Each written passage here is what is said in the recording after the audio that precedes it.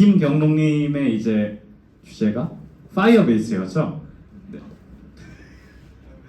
네 아마 네, 지금 PPT를 약간 뽑아내고 있어서 잠깐 좀 기다려 주시면 좋을 것 같고요. 네, 다 송출되고 있는 중입니다.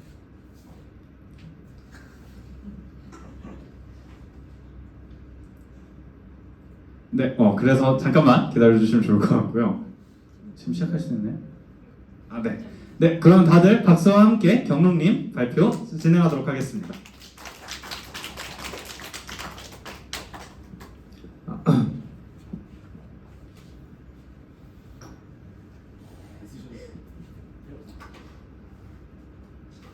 네, 안녕하세요. 잠깐만요. 죄송합니다. 네, 사실은 이제 여기 약간 원래 제 카메라로 제 얼굴이 보이거든요. 그래서 좀 사진 대신 재밌는 방식으로 해보겠다 했는데 동작을 안 하네요. 네, 제가 오늘 이제 저는 이제 이 GDSC 코어 멤버 김경록이고요. 제가 오늘 발표드릴 내용은 이 파이어베이스 다들 많이 써보셨을 텐데 실제 서비스를 제가 운영을 하면서 파이어베이스를 많이 써봤는데 파이어베이스 쓰면서 이런 점은 되게 좋았고 이런 점은 안 좋았다. 그래서 여러분들이 약간 이제 앞으로 뭔가 파이어베이스를 이용한 서비스를 개발하게 될 때 이런 부분을 좀 조심하고 좀 더 참고할 사항이 되었으면 좋겠다고 생각해서 오늘 약간 이렇게 주제를 정했고요. 그래서 제가 만든 앱은 이제 이렇게 마인크래프트를 하시는 분이 계실지 모르겠어요. 근데 마인크래프트 이제 맵이나 스킨이나 약간 애드온 이런 거를 공유하는 이제 커뮤니티 사이트가 아니라 이제 앱을 만드는 거거든요. 그래서 이 만든 지는 제가 하기도 한 몇 년 됐는데 최근에 이제 올해 그 아이폰 앱도 나와서 혹시 마인크래프트 하시는 분들은 그 앱스토어에다가 스폼이라고 검색하면 나오거든요. 홍보 네, 마인크래프트 좀 즐겨 하시는 분은 다운받아도 것도 괜찮을 것 같아요. 사실 파이어베이스는 이제 아까 제가 보여드린 스폼이라는 앱이 파이어베이스의 대부분의 상품을 사용하고 있는데요. 근데 파이어베이스 이제 데이터베이스나 뭐 인증 그리고 사용자 분석할 때 그리고 메시지 보낼 때 그리고 디버깅 할 때 정말 많이 사용할 수 있는 거고요. 솔루션 챌린지 이제 오늘 아이디어 나누실 텐데 아마 솔루션 챌린지 하면 이제 인력이 4명밖에 안 되니까 파이어베이스 고려를 아마 하시게 될 거예요. 그래서 오늘 발표 보시다가 우리 서비스는 파이어베이스 좀 적용할 수 있겠다 싶으시면 좀 해보기도 하시고 저한테 좀 물어보시면 제가 알려드릴 수도 있을 것 같아요. 파이어베이스는 진짜 이렇게 상품들이 많습니다. 제가 아까 말씀드렸다시피 뭐 애널리틱스도 있고 데이터베이스도 있고 클래스 애널리틱스 있고 뭐 호스팅할 수도 있고요. 간단하게 백엔드를 구축할 수도 있는데요. 그래서 오늘은 사실은 파이어베이스는 사실은 이제 개발자가 분야가 딱 정해진 게 아니라 어떤 분야에 있던 개발자든지 좀 개발 편하게 할 수 있는 도구, 상품 묶음 패키지 같은 느낌이어가지고 좀 오늘은 다 들으실 수도 있을 것 같아요. 그래서 제가 오늘 처음에 말씀드릴 건 리얼타임 데이터베이스랑 클라우드 파이어스토어에 대한 내용인데요. 이 두 가지 모두 이제 데이터베이스입니다. 그러니까 이 온라인에다가 데이터를 저장한 데이터베이스인데 이 두 개가 어떻게 차이가 있고 그래서 어쩔 때 사용하면 좋고 좀 그런 거에 따라 얘기를 좀 나눠보겠습니다. 그래서 사실 리얼타임 데이터베이스는 이 모델 자체가 지금 이거 여기 화면에 나와 있는 것 자체가 지금 다 모델이에요. 그래서 이 제이슨 큰 묶음 자체가 지금 모델이고 근데 이제 그거랑 다르게 클라우드 파이어스토어 같은 경우는 이제 데이터 모델이 약간 이렇게 지금 데이터가 모여서 도큐멘트를 구성해요. 우리가 뭐 워드 파일 작성하듯이 하나의 문서를 만들고요. 그럼 문서들이 모여서 이제 컬렉션이라는 걸 구성을 하는 거예요. 예를 들어서 이제 문서 안에 이제 저희가 폴더 하나 만들어서 문서 넣잖아요. 그런 것처럼 좀 데이터베이스를 관리할 수 있는 게 클라우드 파이어스토어입니다. 그래서 사실 이제 이 두 가지는 이제 가장 큰 차이점은 이제 쿼리하는 부분에 있어요. 이 리얼타임 데이터베이스는 아까 보여드렸다시피 이제 가장 큰 제이슨 묶음 자체가 하나의 데이터베이스다 보니까 좀 쿼리의 제약상이 상당히 많습니다. 그래서 한 번에 2개 이상의 필드를 쿼리할 수가 없고요. 그리고 항상 뭔가 요청하게 되면 하위 트리를 반환하게 돼요. 예를 들어서 아까 여기에서 제가 이 유저스 중에서 하나를 가져오면 무조건 이 밑에 있는 하위 제이슨을 다 가져와야 된다는 거죠. 예를 들어서 지금 A 러브레이스를 가져오게 된다면 밑에 있는 컨텐츠는 사실 내가 필요 없을 수도 있는데 이 컨텐츠라는 이 밑에 있는 제이슨 객체까지 다 가져오게 된다는 거죠. 그래서 좀 약간 비효율적이고 하지만 제가 아까 클라우드 파이어스토어는 이게 컬렉션 안에 도큐멘트가 있고 도큐멘트 안에 데이터가 있는 거니까 이 컬렉션 단위별로 쿼리를 할 수가 있습니다. 그래서 컬렉션은 지금 제가 보여드린 것처럼 포스트 이게 컬렉션이고 그 포스트라는 컬렉션 밑에는 이제 게시글 같은 도큐멘트들이 모여 있는 거죠.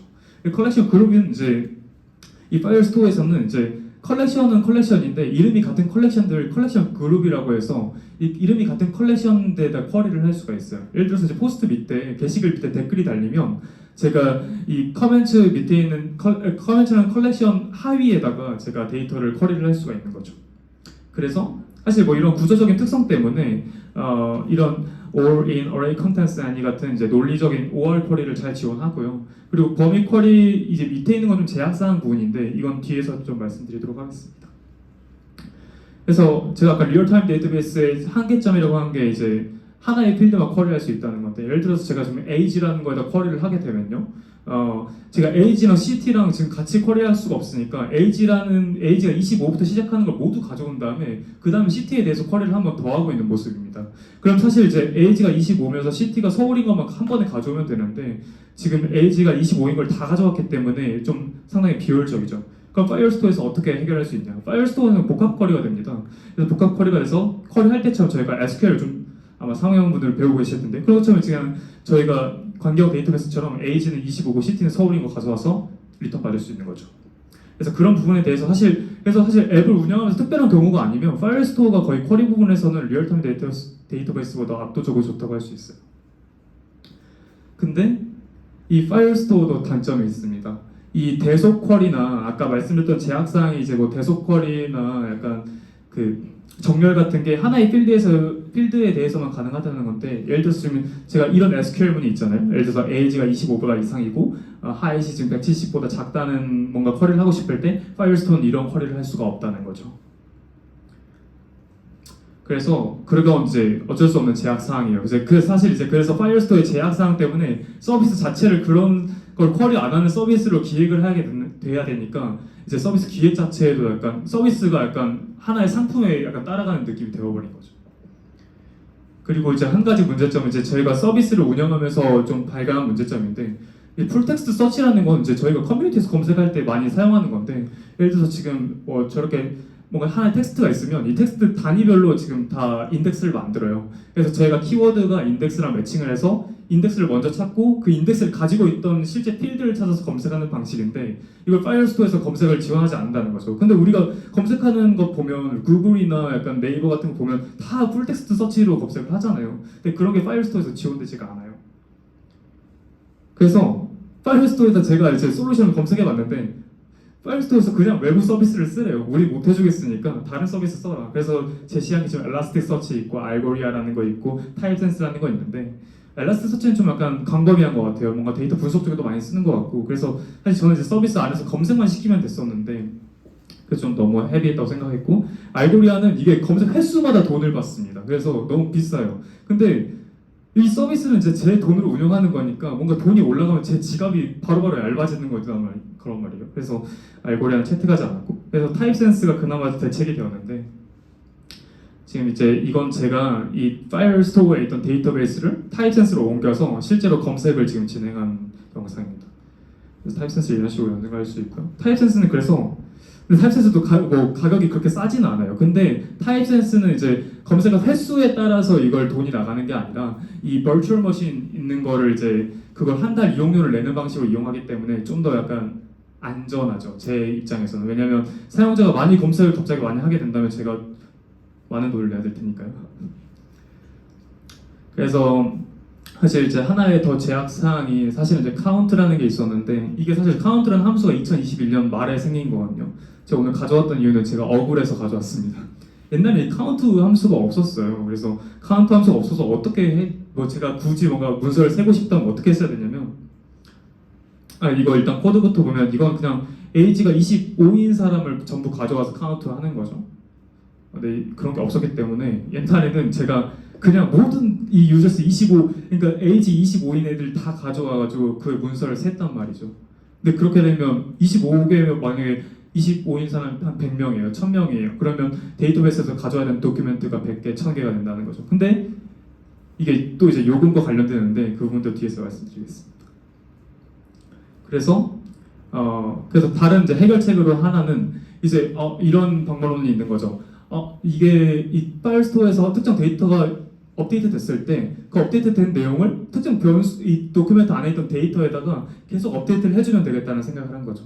그래서 이 사실 이제 파이어베이스는 파이어베이스 펑션이라는 또 상품이 있는데 그걸로 이제 파이어스토어 데이터베이스를 이제 트리거해서 뭔가 새로운 게 생겼을 때 지금처럼 계속 카운트를 업데이트해서 해줄 수 있었다는 거죠. 근데 지금은 카운트 함수가 생겨가지고 뭐 딱히 이렇게 할 필요는 없고요. 카운트 함수는 이제 비용이 어떻게 나가냐면 카운트 함수는 이제 그 가져오는 도큐멘트 수가 1000개당 이제 1회로 부과가 되는데 이 내용이 아직 이해가 안 가실 거예요. 근데 뒤에서 제가 말씀드리겠습니다. 그래서 RTDB랑 이제 파이어스토어의 이제 과금 구조가 이제 가장 큰 차이점이에요, 사실은 이제. 근데 이제 RTDB는 지금 보시면 동시 연결이나 저장된, 그러니까 데이터베이스 크기나 데이터베이스에서 제가 사용자처럼 다운로드한 크기로만 이 과금이 된단 말이죠. 그러니까 데이터를 그러니까 데이터를 이제 얼만큼 다운로드했는지, 그걸 몇 기가바이트인지에 따라서만 과금이 되는 거예요. 그런데 이제 RTDB는 지금 보시면 아시겠지만 리전이 지금 미국이랑 뭐 유럽이랑 지금 아시아밖에 없어요. 근데 사실 이제 그럼 우리 한국에서 선택할 수 있는 건 그나마 약간 싱가포르 정도예요. 그래서 좀 약간 그냥 제가 따로 초를 재지 않아도 이 레이턴시가 느껴질 정도로 많이 느립니다. 다음은 이제 파이어스토어인데 파이어스토어는 제가 왜 지금 아까 계속 문서를 읽는 거에 되게 중점을 두었냐면 이게 과금 자체가 문서 읽는 거에 됩니다. 그래서 10만 개당 지금 0.038달러 이렇게 나오고 문서 쓰기당 이제 10만 개당 0.115달러 이렇게 나오는데 그러니까 문서를 내가 몇 개 읽었냐에 따라서 돈이 나가는 거죠. 예를 들어서 제가 페이스북이나 인스타그램을 하는데 타임라인에 10만 개의 뭔가 글을 로드를 했어요. 그럼 그때 이제 0.038달러가 가금이 되는 거죠. 네. 그래서 저희 서비스에서 어떻게 했냐면 저희 서비스는 이제 사실 이렇게 된 거거든요. 이게 이제 저희 타임라인 같은 건데 근데 지금 보시면 여기 게시글 제목이 있고 여기 위에는 이제 약간 이 게시글을 작성하는 사람이 나와요. 근데 보통 데이터베이스 저장할 때 우리가 아티클이라는 거랑 유저수는 같이 저장 안 하잖아요. 그래서 이제 따로 이렇게 분리를 시킨 거죠. 파이어스토어는 횟수마다 부과가 되긴 하지만 저희가 이 게시글은 나중에 쿼리를 해야 되잖아요. 예를 들어서 뭐 이 버튼을 찾아라는 이름으로 쿼리를 하든지 아니면 좋아요 수가 많은 거 위주로 쿼리를 하든지 이렇게 해야 되는데 그게 안 되다 보니까 결국엔 이 포스트 자체는 파이어스토어를 쓸 수밖에 없었어요. 근데 이제 유저스는 그나마 얘는 좀 빼서 약간 돈을 아낄 수 있겠다 싶어서 이 유저 정보 같은 것만 리얼타임 데이터베이스로 옮긴 거죠. 왜냐면 리얼타임 데이터베이스는 사용한 양에 대해서 다운로드한 크기에 대해서 과금이 되고 이 밑에 파이어스토어는 이제 몇 개 읽었는지 몇 개 썼는지에 대해서 과금이 되니까 이런 구조를 택하게 된 거죠. 만약에 제가 유저 수를 다 파이어스토어에 넣었다면 이거 지금 하나당 거의 2개가 되는 거예요. 그러니까 예를 들어서 타임라인에 100개의 게시글 로드했다면 원래는 지금 제 구조대로는 100개에 대한 돈만 내면 되는데 유저 수를 파이어스토어에 편입시켰다면 아마 한 200개 한 번 로드할 때마다 200개씩 부과가 됐다는 거죠. 그래서 근데 이제 제가 이런 솔루션을 계속 만들어내려고 했는데 그럼에도 해결하기 힘든 것들이 있습니다. 예를 들어서 저희 서비스에서는 이제 이런 랭킹 같은 게 있는데 이 랭킹이 예를 들어서 일간 랭킹이라면 제가 오늘 지금 오후 7시인가요? 시계가 없는데 오후 7시부터 그러면 제가 일간 랭킹을 조회를 하면 전날 오후 7시까지 있는 데이터만 가져와서 랭킹을 만들어야 되잖아요. 근데 파이어스토어에서 그게 되겠어요? 안 되죠. 그래서 MySQL을 제가 따로 데이터베이스 샀습니다. 또 근데 MySQL이 그냥 제가 가지고 있는 컴퓨터에다가 구축하면 되게 싼 데이터베이스 중에 하나인데 이게 진짜로 뭐 구글 클라우드나 애주어나 이런 데 가서 사면은 이거 하나에 진짜 돈이 엄청 들어가요. 그래서 지금 보시면 타임 유닛대로 해서 제가 예를 들어서 뭐 21년 29월 맞나 이게? 11월 29일 4시에 데이터를 쫙 모으고 5일 쫙 모으고 이렇게 해서 랭킹을 구성한 거죠. 사실 이렇게 어쩔 수 없는 것들이 있다라는 걸 좀 알고 계셔야 될 것 같고요. 그리고 이런 이제 뭐 알림 같은 거 없잖아요. 예를 들어서 댓글 같은 거 달면 알림 오는데 예를 들어서 제가 어떤 게시글을 너무 좋아가지고 이 게시글에 뭔가 새로운 댓글이 달렸을 때 알림을 받고 싶은 사람이 1000명, 10,000명이 된다고 생각해봐요. 근데 그 댓글창에서 뭔가 싸움이라도 나왔다고 생각해봐요. 그러면 이게 얼마나 많은 데이터를 그때마다 써야 되고 예를 들어서 막 또 그런 문제가 있어요. 사실은 1000명에 바로 알림을 1000명에게 써야 된다면 이게 또 파이어스토어가 잠깐 멈출 수도 있단 말이죠. 그래서 그런 문제 때문에 제가 이것도 그냥 외부 SQL에 던질 수밖에 없었다. 그래서 이거는 이제 따로 제가 뭔가 액션에 대해서 채널 아이디를 부여를 해서 실제로 뭔가 알림 맵을 구성한 모습입니다. 그리고 제가 아까 말씀드린 거예요. 그래서 클라우드 SQL이 제가 가장 낮은 티어를 쓰고 있거든요. 가장 낮은 티어를 쓰고 있는데 한 달에 $64가 나갑니다. 근데 이게 이 데이터베이스를 쓰면 그렇게 큰 금액은 아니에요. 근데 제가 이미 파이어스토어에 돈을 내고 있으면서도 $64를 추가로 클라우드 SQL에 넣고 있는 후보인 거죠. 그리고 이제 시큐리티 룰즈인데 제 파이어스토어인데 파이어스토어 같은 경우는 이제 사실은 데이터베이스가 뭔가 구성되는 라이브러리로 접근할 수 있는 거긴 한데 이 보안 규칙이 없으면 항상 열려 있습니다. 그러니까 예를 들어서 지금 제가 모두에 대해서 if true일 때 모두에게 리드를 허용을 시켰으면 제가 뭐 이쪽에 있는 분도 다 들어갈 수 있고 이쪽에 있는 분도 들어갈 수 있고 그냥 URL에 접근하지 들어갈 수 있는 거예요. 그래서 이 시큐리티 룰을 구성하는 게 진짜 필수적입니다. 이게 파이어스토어 처음 써보신 분들은 귀찮아서 안 하시는 분들도 계신데 이거를 설정 안 하면 그냥 모두가 들어올 수 있는 거예요. 자기 들어가고 싶으면. 그래서 지금 보시면 if request us가 널이 아니고 UID일 때 뭐 대충 따지자면 이제 게시글 작성자에게만 허용하겠다는 내용인데 이런 내용에서 지금 어떻게 유저 아이디를 가져올 수 있었냐면 이게 Firebase Us라는 상품이 또 있어요. 이제 Firebase Us라는 상품이 있는데 그거랑 상성이 좋아서 지금 로그인된 유저 정보를 가져올 수가 있어요. 그래서 그렇게 시큐리티 룰을 써서 좀 보안 같은 걸 할 수 있다. 그래서 사실 이걸 설명할 Firebase Authentication이 꼭 들어가야 되는데 이제 이 친구는 이제 지금 그냥 파이어베이스 상품들과 상성이 좋아요. 얘가 어디다 쓸 수 있냐면 클라우드 파일스토어도 쓸 수가 있고요. 아까 말씀드렸던 리얼타임 데이터베이스 당연히 쓸 수 있고 뭔가 또 파이어베이스에서 파일 제공하는 뭐 스토리지 같은 게 있는데 거기서도 사용할 수 있고요. 그리고 뭐 구글이나 페이스북, 트위터, 뭐 깃허브 이런 거랑 좀 외부 로그인 연결하기도 상당히 쉽습니다. 그리고 사실 서비스 운영하면서 가장 걱정되는 게 이제 보안 같은 문제인데 예를 들어서 비밀번호 같은 게 털리면 어떡하지 약간 이런 문제인데 이런 거 해싱 같은 걸 전부 다 위임해서 해주기 때문에 상당히 유용하고요. 그래서 아까 이제 보안 규칙이 아까 말씀드린 것처럼 특정 사람들에게 뭔가 접근하지 못하도록 하는 기능도 할 수 있지만 여기 지금 뭔가 내가 요청하는 것에 대한 정보가 다 나와 있어요. 그래서 지금 제가 요청한 시각을 가져올 수가 있는데 이 시각을 활용하면 예를 들어서 뭔가 제가 쿠폰에 유효기간 같은 게 있으면 그 유효기간이 지난 쿠폰인지 아닌지 같은 걸 판단을 해서 뭔가 접근을 허용할 수도 있고 허용하지 않을 수도 있다는 거죠. 네, 그런 식으로 사용할 수 있다. 그래서 저희 서비스는 어떻게 사용했냐면 저희 서비스가 또 이제 좀 연령대가 많이 낮다 보니까 뭐 도배하는 애들도 많고 스팸 같은 거 하는 애들도 많고 그러다 보니까 뭔가 제재를 할 일이 무조건 생겨요. 그래서 제가 이렇게 몇 초 몇 시까지 이제 제재를 하면 어디에 글을 못 쓴다 이런 것들을 좀 시큐리티 룰을 사용해서 적용할 수 있다는 거죠. 그래서 그냥 제가 말씀드리는 거는 파이어베이스가 되게 고지식해 보여도 뭔가 될 건 다 된다. 근데 방식이 좀 다른 거랑 달라서 그렇지. 그래서 사실 이제 제가 아까 말씀드렸다시피 사실 이런 의문을 가지시는 분이 계실 거예요. 외부 검색 엔진 쓴다고 했는데 그럼 어떻게 기존 파이어스토어 데이터베이스랑 연동을 하지?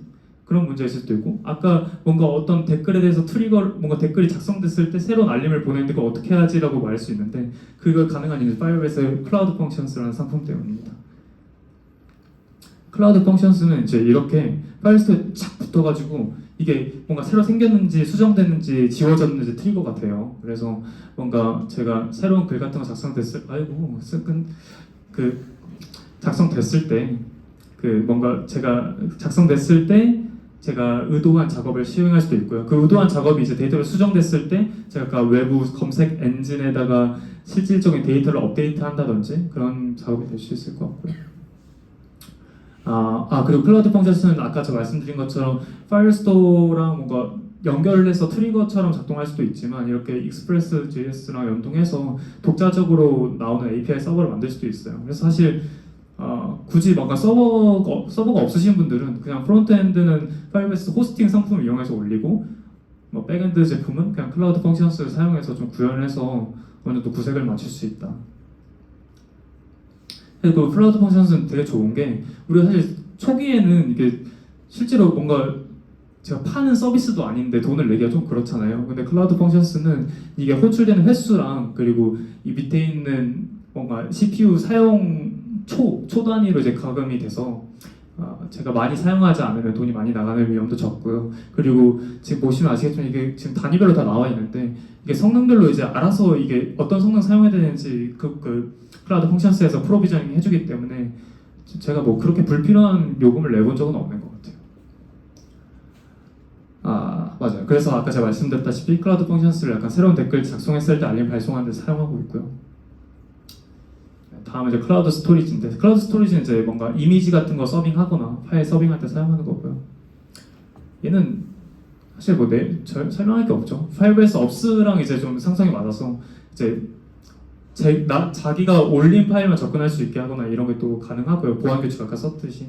그리고 업로드 다운로드 API가 좀 잘 나와 있어서 예를 들어서 안드로이드나 아이폰 같은 거 업로드 구현할 때 이 자체적으로 나온 라이브러리가 있어서요. 뭔가 프로그레스 같은 거 띄워주기도 되게 편하고, 제가 뭔가 업로드 하다가 프로그레스가 끊겼을 때 다시 돌아와서 다시 수행하기도 편하고 그렇습니다.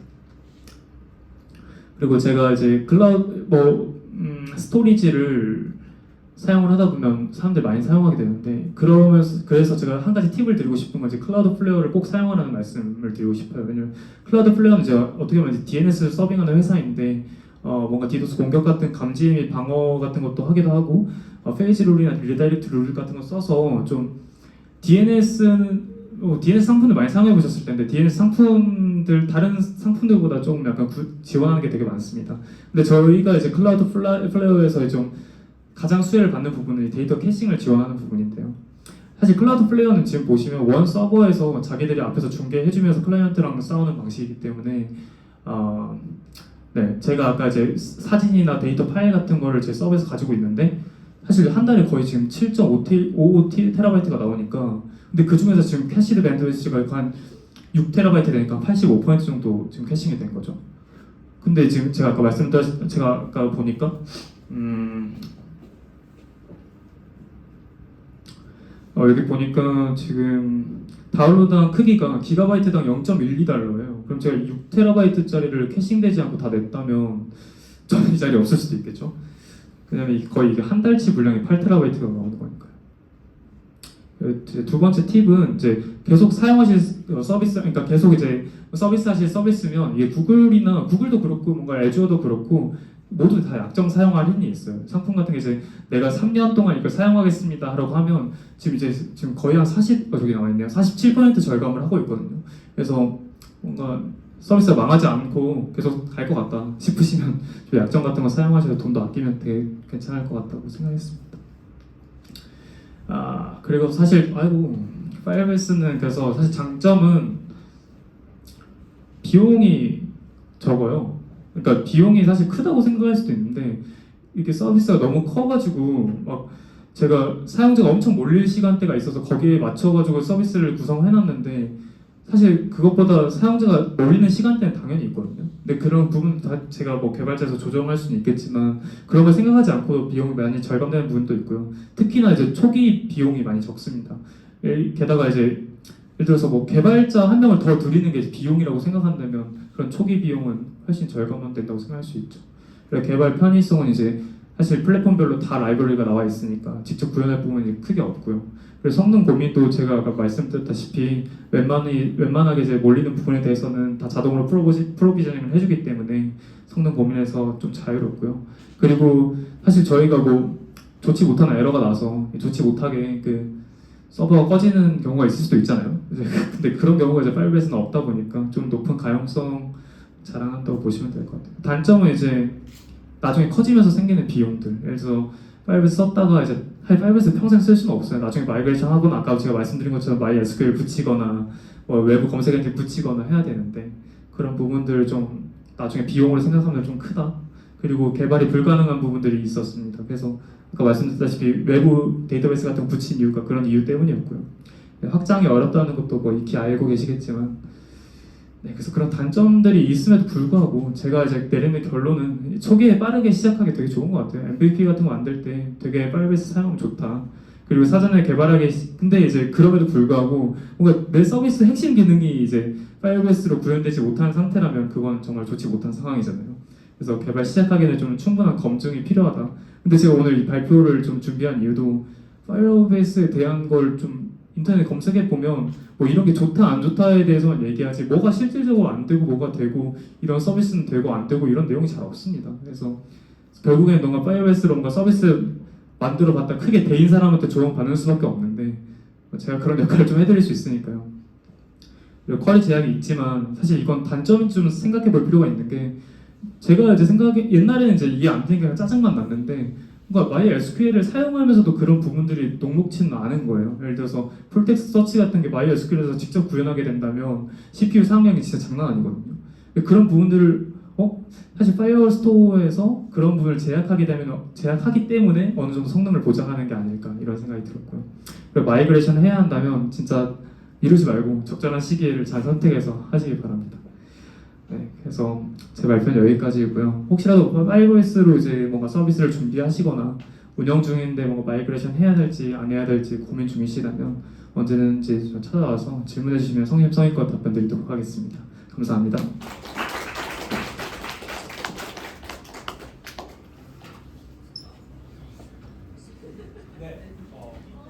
또 마이크 보여주셨구나. 네.